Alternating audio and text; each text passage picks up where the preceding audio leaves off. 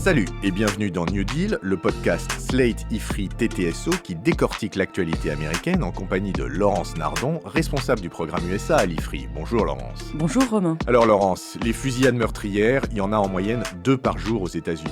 Il faut donc que les conditions soient particulièrement atroces pour que l'une d'entre elles fasse l'actualité plus d'une semaine. Et c'est bien entendu le cas, hélas, de celle qui s'est produite mardi dernier, le 24 mai 2022, où un jeune homme de 18 ans a tué 19 enfants et 2 enseignants dans une école primaire à Uvalde au Texas. L'émotion est immense, bien entendu, dans le pays et Biden s'est rendu sur place le dimanche 29 mai.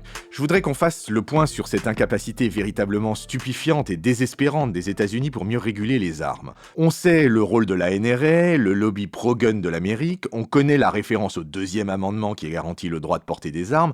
Laurence, est-ce que l'administration Biden, qui a encore pour quelques mois une majorité au Congrès, va pouvoir enfin faire quelque chose ? Romain, on peut l'espérer parce que comme vous dites, ces événements sont un nouveau choc pour l'opinion publique américaine. Alors, pour rappeler les faits rapidement, le tueur est un jeune homme souffrant manifestement de lourds problèmes psychologiques. Il a acheté des armes et notamment un fusil semi-automatique AR-15 le mois dernier, aussitôt après son 18e anniversaire. Et le 24 mai, après avoir tiré sur sa grand-mère, il s'est rendu à l'école primaire voisine où, comme vous le disiez, il a tué 19 écoliers. Il y est resté 1h20 avant d'être tué lui-même par la police. Il y a d'ailleurs une lourde polémique sur le temps que les forces de l'ordre ont mis à intervenir, alors même que des appels téléphoniques désespérés provenaient de l'école. Tout ceci rappelle le massacre il y a 10 ans exactement à l'école de Sandy Hook, dans le Connecticut.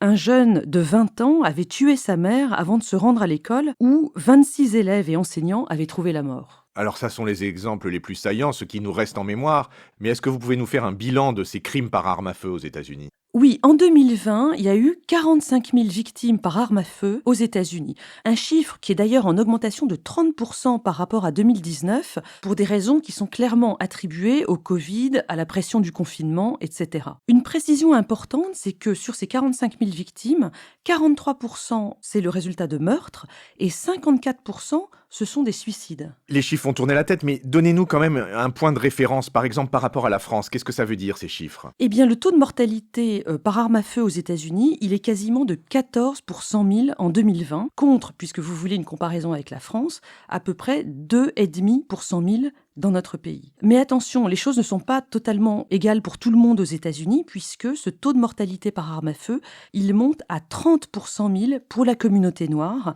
ce qui rapproche cette communauté de ce qui se passe au Venezuela, une société hyper violente, où le taux de mortalité par arme à feu est de 39 pour 100 000, toujours en 2020. La communauté noire est donc victime, mais aussi les jeunes aux États-Unis.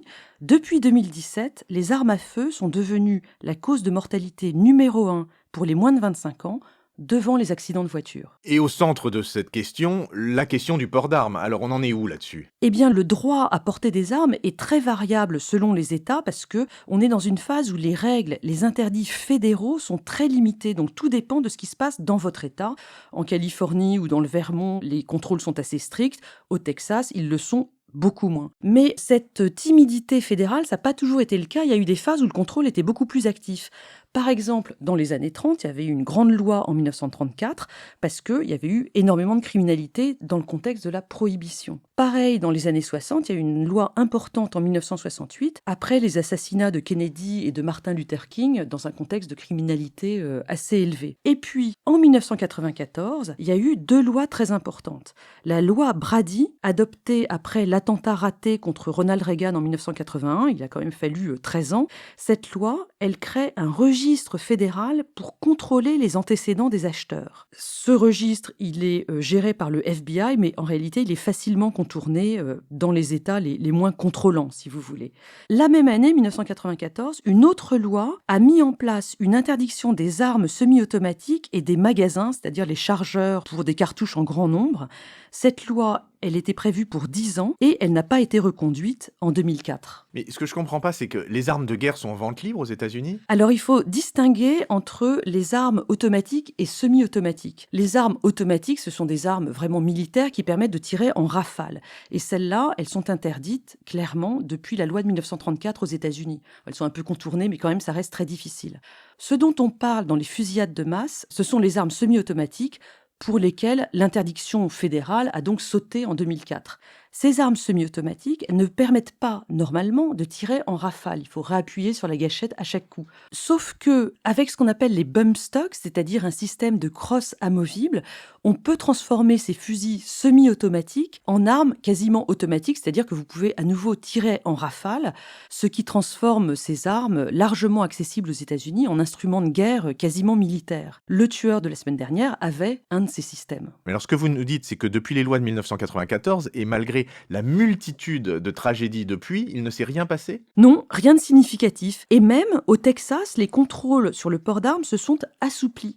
Depuis 2015, au Texas, on peut se balader avec des armes sur un campus. Depuis 2019, on peut avoir des armes à l'église, sur les lieux de culte. Et depuis 2021, on peut aussi porter des armes sans permis. Je suis un peu sans voix, mais je dois quand même vous poser la question, pourquoi un tel laxisme? Eh bien, c'est parce que la question des armes à feu est devenue, comme l'avortement, un symbole de la lutte du conservatisme ultra-radical américain envers non pas les progressistes, mais véritablement tout le reste de la société américaine. Parce qu'aujourd'hui, il y a vraiment une majorité d'Américains qui sont favorables à de meilleurs contrôles du port d'armes. Le Pew Research Center, dans une enquête d'avril 2021, teste un certain nombre de propositions auprès de l'opinion publique. En ce qui concerne le contrôle des acheteurs, par exemple, l'interdiction d'acheter des armes pour les personnes atteintes de troubles mentaux, eh bien 87% des Américains sont pour, dont 85% chez les républicains. Concernant le contrôle maintenant selon le lieu de vente, l'idée d'imposer un meilleur contrôle des antécédents des acheteurs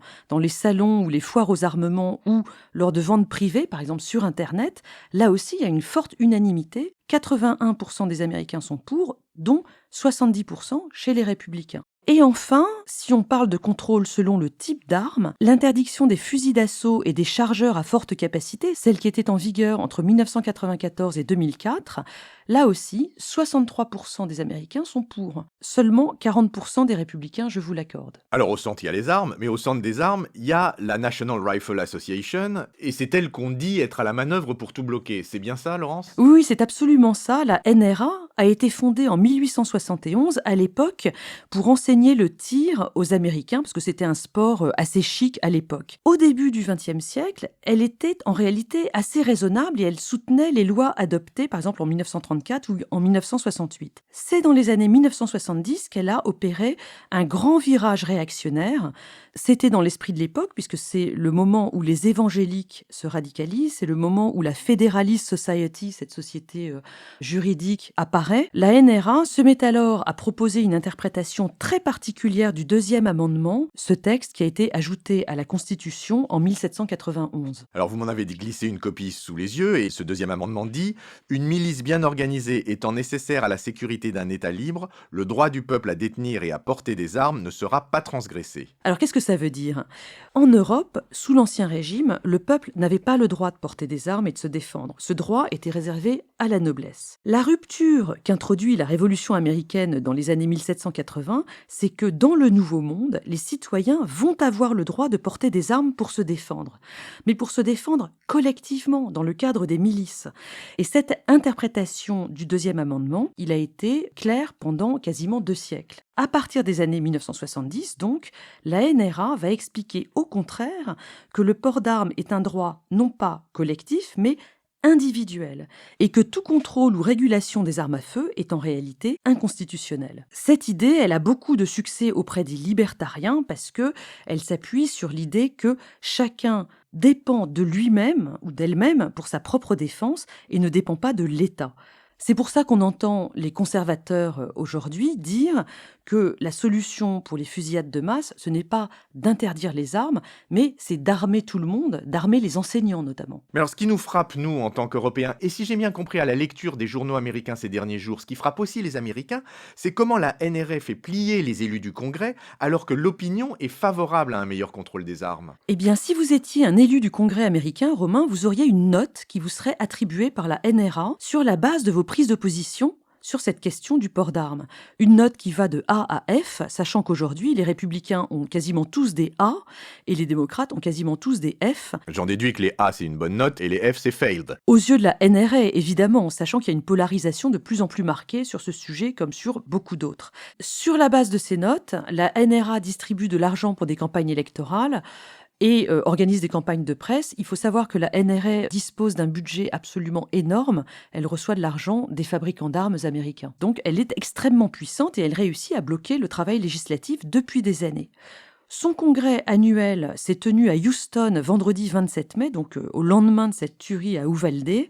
Trump est venu, le sénateur du Texas Ted Cruz aussi. Il a d'ailleurs expliqué que le drame tout récent tenez-vous bien Romain, au trop grand nombre de portes dans les écoles. Bon, cela dit, la NRA est actuellement très gênée par un certain nombre de procès contre son vice-président exécutif Wayne Lapierre, qui est accusé d'enrichissement personnel. Mais ça n'arrange pas forcément la situation parce que les partisans du port d'armes se dirigent vers de nouvelles associations pro-gun encore plus radicales. Mais que font les démocrates sur cette question ? Alors, côté Congrès, il y a un projet de loi sur le contrôle des antécédents des acheteurs qui a été voté à la Chambre en 2013 et qui attend toujours d'être voté au Sénat. Il y a quand même quelques avancées depuis la semaine dernière. Chuck Schumer, qui est le chef des démocrates du Sénat, a expliqué qu'il ne voulait pas remettre ce projet de loi de 2013 en route, qu'il préférait tenter de rallier quelques républicains sur un projet peut-être plus modeste, mais qui pourrait au moins aboutir. Il s'agirait de remettre en place soit un contrôle des antécédents